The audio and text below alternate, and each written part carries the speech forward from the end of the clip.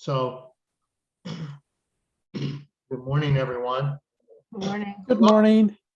Welcome Good to morning. Jill. Good morning. We got Mel and Amy. How are you? I'm doing very well, thank you. Hello, Amy. Thanks for your help. You're welcome. So anyway, so welcome to what we're calling open door.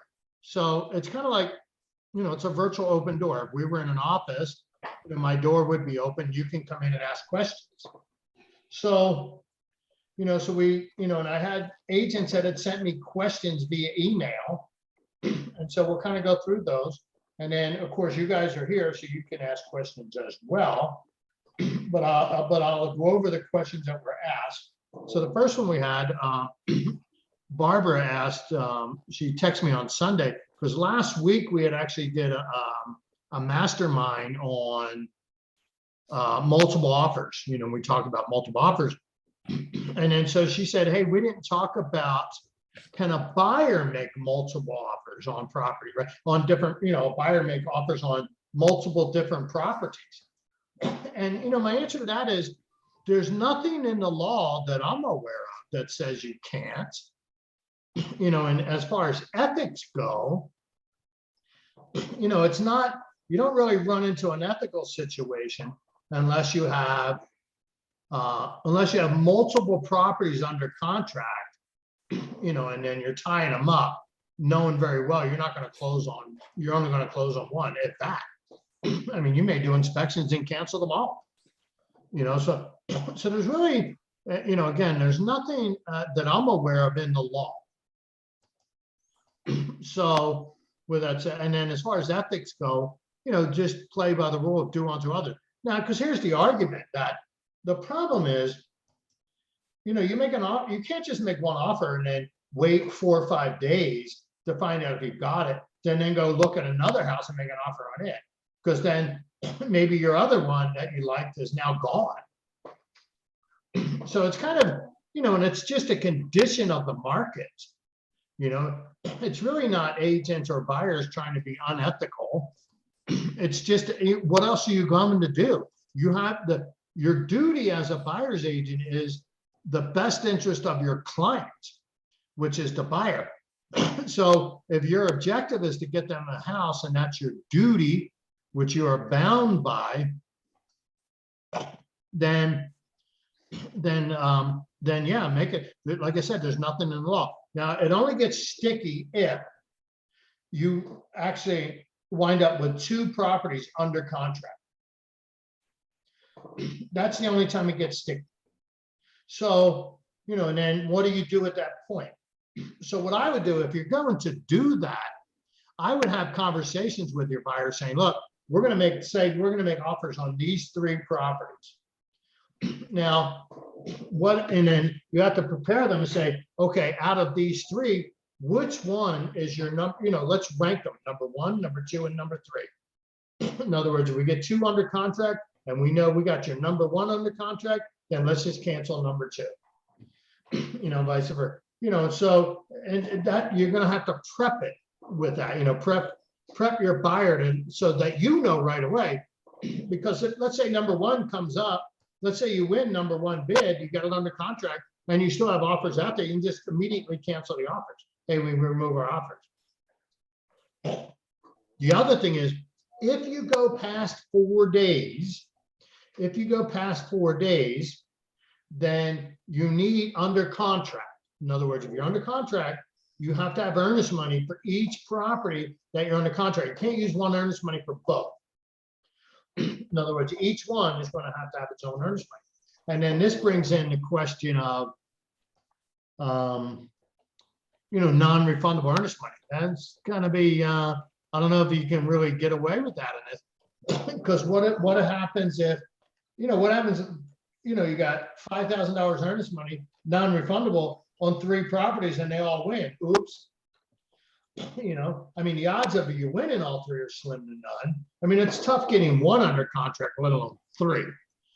But the idea is that, that would be the whole purpose of making offers on more than 1 property, because you already can't win one. You can't wait 4 or 5 days to decide to make an offer on another property. Sellers have kind of, created their own problem. So all our latecomers, let's get our videos on. Let's join in the conversation. Like I said in the beginning, if I have to get up and shower and shave, so do you. So anyway, you can wear a hat if you have to. Wear a hat. So anyway, so anybody have any questions on that question? Or based on what I answered, any thoughts, questions on that? I'm just making multiple offers. There's no way you're gonna know if you're gonna get even one, so. Right.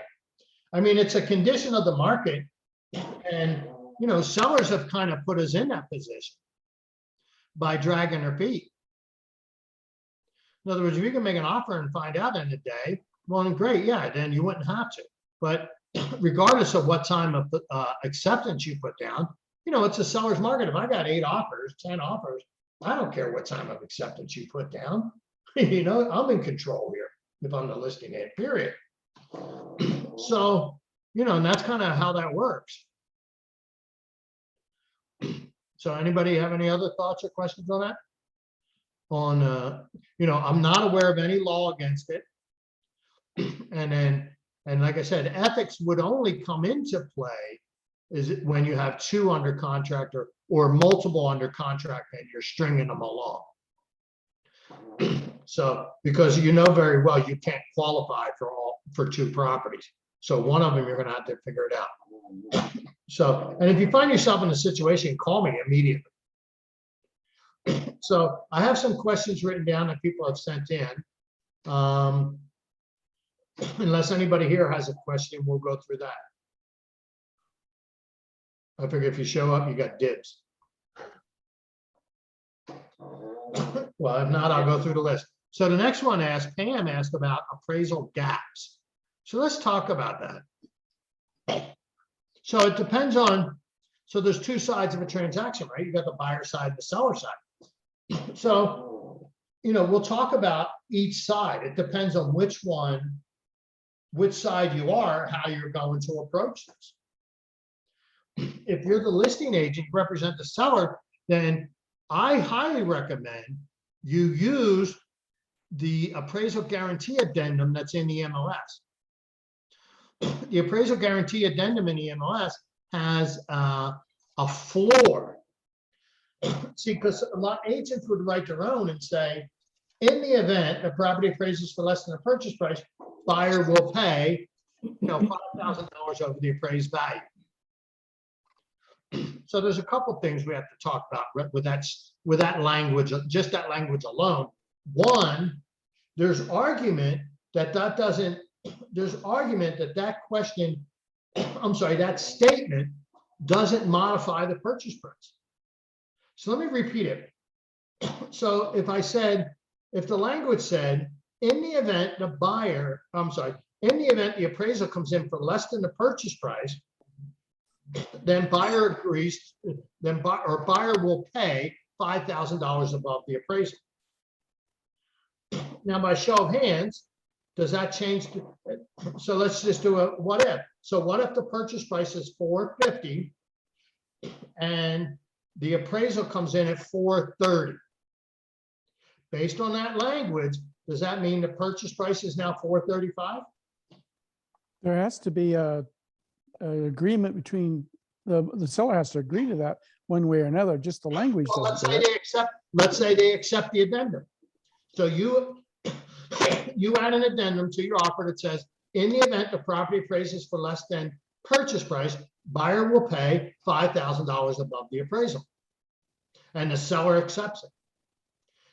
And the purchase you're under contract for $450, and the appraisal comes in at $430. Is the purchase price now $435? I would say no, because it's just a statement that they would pay that above. That's a definite legal argument that's a declaration. And not see, the purchase price is a field in the REPSI. In order to modify that field, you would have to literally go in and say, in the event the property appraises for less than the purchase price, buyer and seller agree that the purchase price will be $5,000 above the appraisal. Now you've actually changed that field in the purchase, in the reps. Does that make sense? So how do you, so now I'm gonna probably take you down a rabbit hole and you can tell me we're gonna wait for this answer. So at that point, how do you get the other agent to understand that it needs to be written the other way and the way they've stated it is just a statement? Well, if you're the listing agent, you simply counter back. Because one of the problems with that, if you're representing the seller, you don't even want that, even if they worded it properly, because there's no floor. In other words, what if it appraises for 50,000 less? You're going to sell it for, that much money? No, you're agreeing up front? No. So if you use so I'm recommending if you're the seller side, you want to use the appraisal guarantee addendum in the MLS, because that puts a floor in there and it never changes the purchase price. It just puts a floor. In other words, the buyer guarantees that if the property appraises for at least this much money, the buyer will close. And it clearly states the purchase price is not changing. And if it goes lower, then you figure it out. But you're protecting your seller. Now, if you're the buyer side, you want to use the second language I did, so that way there's a guarantee that we told, not a guarantee, but we clearly stated that the purchase price has changed. You said that it'll be $5,000 above appraisal value or above purchase price? No, yeah. Above appraisal. Yeah. So in the event the property appraises for less than the purchase price, buyer and seller agree that the purchase price will be $5,000 above the appraised value. See, that changes the purchase price. We're just saying the buyer will pay is more of a declaration, not an agreement on price. But let's put it this way, it can be argued that it's a declaration. Right. So why have an argument? Get real clear. But then should you add to that, either party has the right to get out of the contract completely at that point? Well, for the appraisal, well, the buyer has the right, they still have their finance clause, they can cancel. It's very rare that this, so that's why if you're the seller side, you use the MLS addendum called appraisal guarantee that protects your seller. If you're the buyer side, then we don't care, if the seller's protected. Yeah, but on the buyer's side, I've seen contracts where if the buyer had hard earnest money, Right. that if it doesn't appraise, the buyer and the seller cancels, the buyer gets their hard earnest money back. So Well, then it's really not hard earnest money. exactly. But Yeah, but the other agent doesn't understand that. I just went through that. You try to explain that to them and they go, no, it's hard. No, it's not. I mean, if it's hard, first of all, you should never use the language hard earnest money. and you're not non-refundable, okay? Right. So we'll talk about that too, because that's one of the other questions.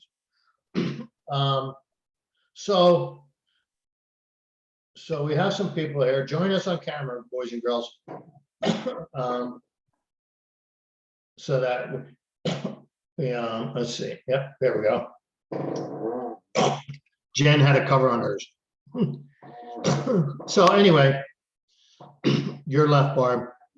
So, and hard earnest money, that's another whole nother conversation. We'll address that as a separate topic.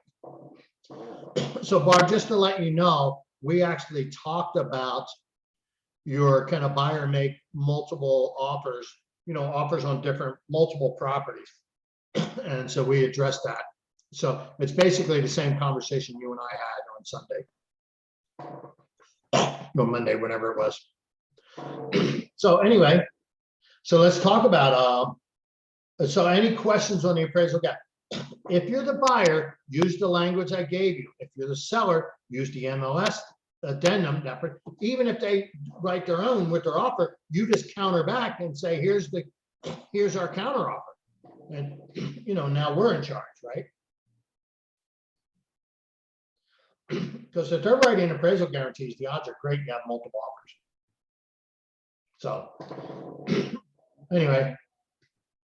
Any other thoughts, questions, concerns on this one? Okay, let's talk about non-refundable earnest money. Earnest money going hard. Number one, never use the phrase hard earnest money because there's no such legal term. That is a street term. And I wouldn't make all their, if I'm making earnest money non-refundable, I'm going to add a clause. I'm going to add a comma to that. Maybe add 2 items. Earnest money to become non-refundable upon acceptance, except in the event of a default by the seller, or if there's not if you have an appraisal clause or appraisal guarantee, if you're the buyer, and then or say in the event the property that doesn't appraise, I would want to be able to get out for those 2 reasons.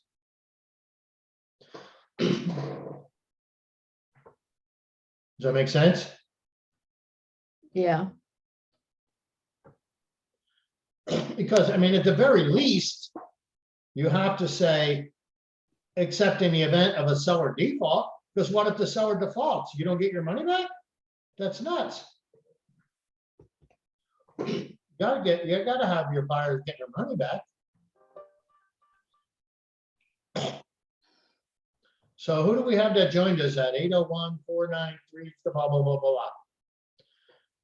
You're showing up as a phone number, so we don't know who you are. So unmute yourself and let us know who you are.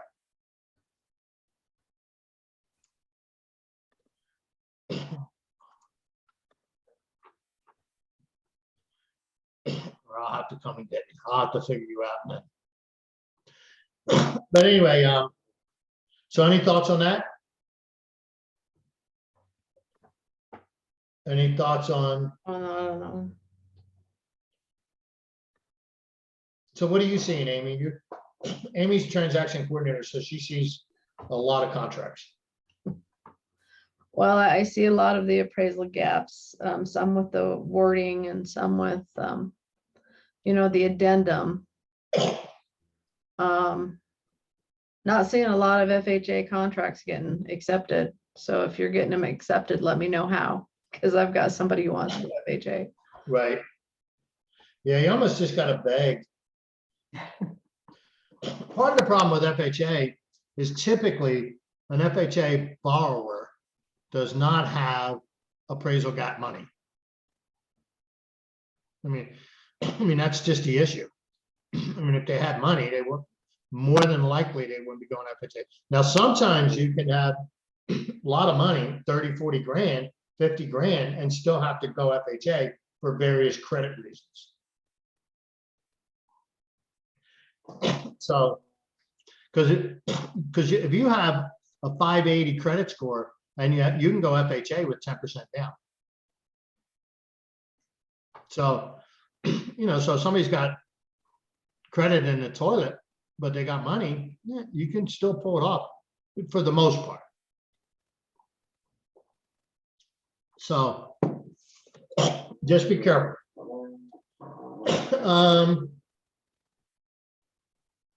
I have a question. Okay. Yesterday we got an email from the board, the standard email. There was in the legal challenges. One was unrepresented buyer, where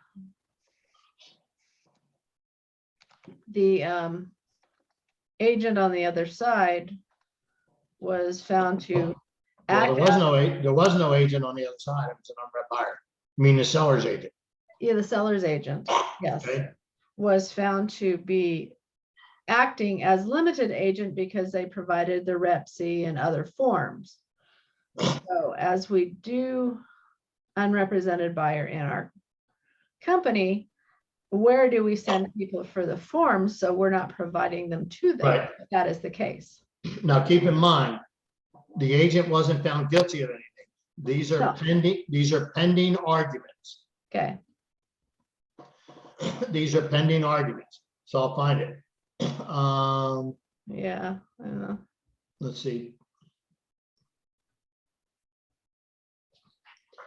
So it's number 5 in the email, Right. the Salt Lake Board email. Unrepresented buyer. Listing agent had the buyer sign unrepresented buyer disclosure form, but continued to represent the buyer. See, that's by furnishing, where I lost my place. By furnishing the Rep C and other documents and answering questions, implied agency was argued that the lead that led to a potential liability. So I just wanted to talk about that is all. Right. Well, so there's a difference between representing and telling the truth. Right? Right, So if you were to take the buyer and send them a link to the division's website, because the Rep C is a public document on the Division of Real Estate's website. Now, I don't think that this guy's going to win. It depends on the actions. right.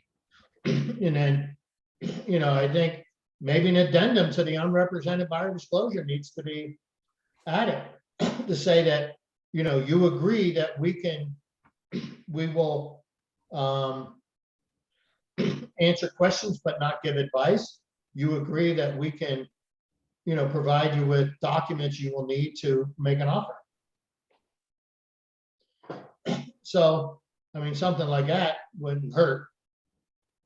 If you had that sign, they'd have a tough argument. I think it's just somebody trying to fish. Well, Well, most of them sound like they are. I mean, I don't disagree, but I just figured, let's have a conversation about it. Right.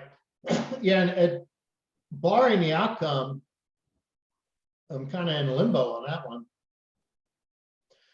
But I would think if you had part of your disclosure that's simply stated, listing agent, buyer agrees that listing agent may answer questions but will not represent. Buyer agrees that listing agent can furnish, standard documents that real estate agents use to facilitate a transaction, but does not equal representation.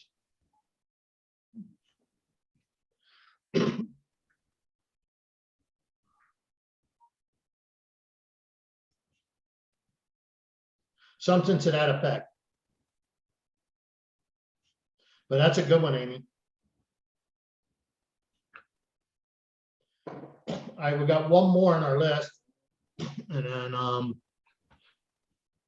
so the next one is multiple escalation clauses.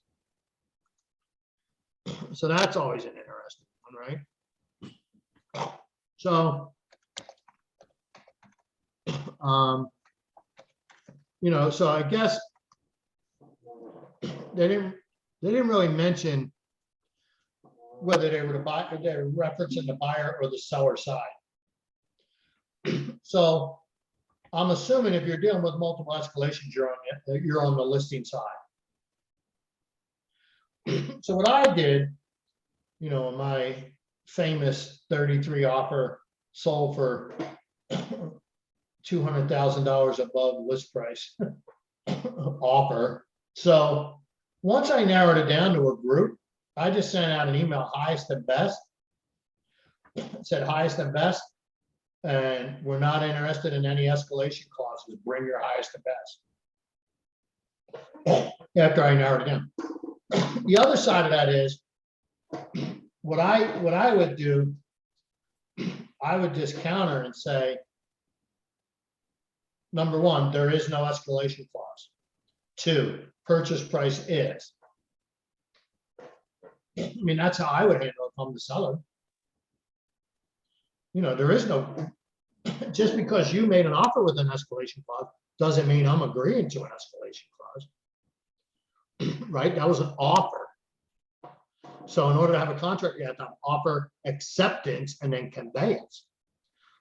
We're not accepting an escalation clause. So all you have to do is simply counter offer and say, there are no escalation clauses. 2, purchase price is.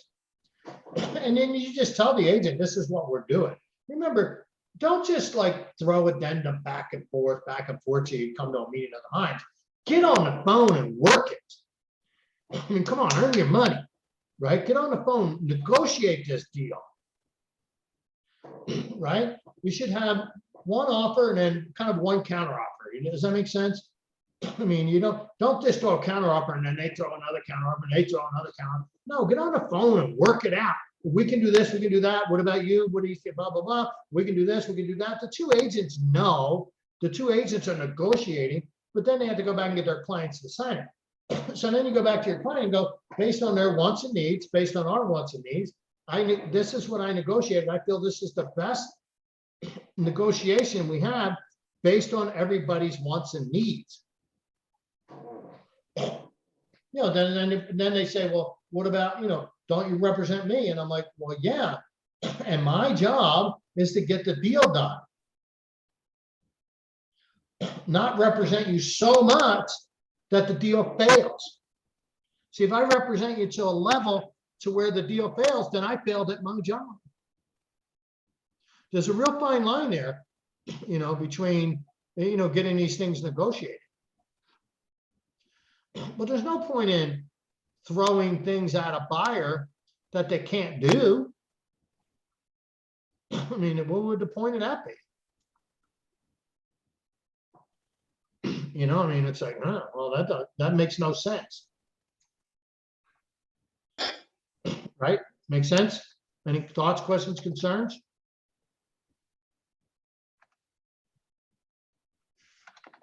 No? So, Not hearing a lot of talk from anybody other than Amy. I know, next time I'm gonna send you all a cup of coffee to your house. Somebody's got a call coming in. Yeah, that's me. You're looking for the cancel button. I thought it was you used that service. Bob? That's yes, Millen. Any further news on I'm going to call it the escrow or the DBA for mobile homes? No, I did not. Let me look at my calendar. Maybe I'll run it.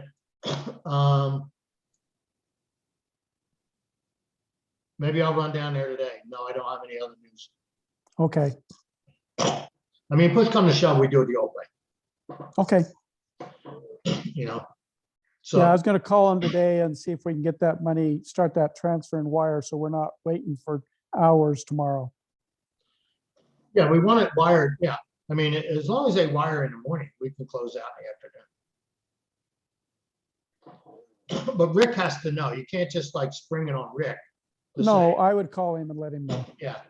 So in case you're wondering what we're talking about, the Division of Real Estate in the 2021 fourth quarter newsletter has said that, the REPSI is designed, the REPSI is a document. The REPSI that we use is owned and copyrighted to the Division of Real Estate. Okay, so that's their document. They wrote it to be for real estate. Mobile homes are not real estate. Mobile homes are real personal property, not real property. So they're saying it was never meant for that. The second thing they mentioned was that putting earnest money and mobile home transaction money in a real estate trust account could be considered commingling because it's not a real estate transaction.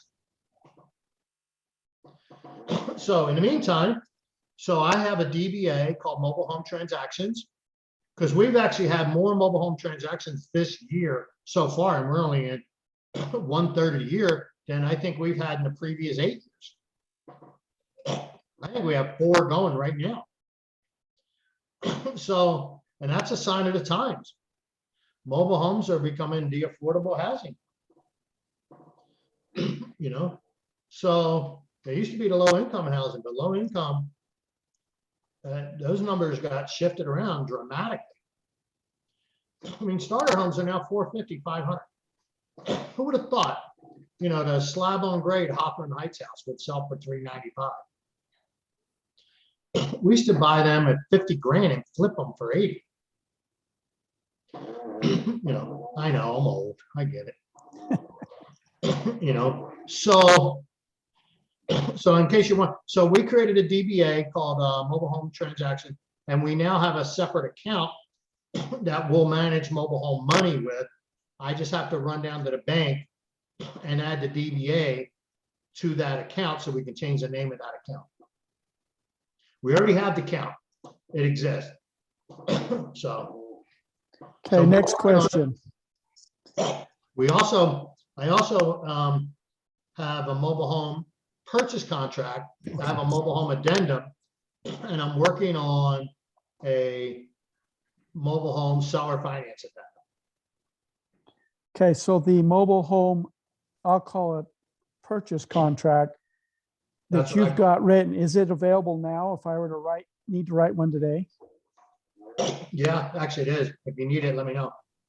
Now, it may change in the very near future. Okay, thank you. Yeah, it's like, as we go through it, you know, and edit it, you know, we're like. Yeah, oh, I'm going to show 4 of them today, so. Right. So I'm thinking of, rather than having all the clauses inside the mobile home contract, I'm thinking about just adding them as addendum. You know, a financing clause, a seller financing clause. You know, because if you're paying cash, you don't need this finance clause. You know, you just need an inspection. So anyway, playing with that idea. Rob, can I Yeah. go on that a little bit? I Sure. have a client who's in Manila, and that he has a property right behind him that he wants to purchase that has a mobile home on it. But if he's buying land, then you use the reps. Okay, and so do I need to do a bill of sale for the mobile That's home? correct. Yes, yes. Okay, so just a rep It's a sale. bill of sale if it's not attached to a foundation. If it is attached to a foundation, it is real property, period. Okay, so if it is attached to a foundation, then I should use the mobile home purchase contract? Or is that go along with the rep C for the land? Yeah, if it's attached, then it's real property. You just use the reps. Okay, just a rep C in general, not the land. Okay. Okay, It only becomes personal property when it's not attached. and how Remember, do, real property is land and whatever's attached to it. right, but so how do I figure that out without going to Manila? Yeah, right. Ask, tell them to take a picture. Well, just ask, is it, is it attached? Just ask them. They might Is it know. on a foundation, right? Yeah, Yeah, the problem is I don't have a seller that I'm talking to yet. I just have an address for her to send her a letter to contact me. So, yeah, but the buyer probably knows. well, he doesn't yet. He gave me the address for her in Layton, but the property's in Manila, so. Got it. So Manila, Utah, right? Not Manila, Philippines. Yeah. You said Manila, my brain went right to that. Went back to the Philippines. I wonder why. Yeah. So, so we're working on our document sets. I figured we really only need is the purchase contract, a blank addendum, and a seller finance addendum. I don't know that you need much more. That, I mean, you can always go in and grab a supplementary clause and just use it. So anyway, any other thoughts on that? I was only considering these to go maybe 30 minutes. So we're a little over that. So let's go through questions. Anybody else have any other questions?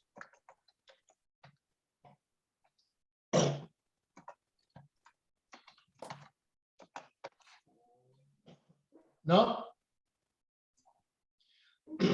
So if you want to listen to some really cool music, go to YouTube and search Playing for Change. So that's what I had playing when you joined in. So what they did, they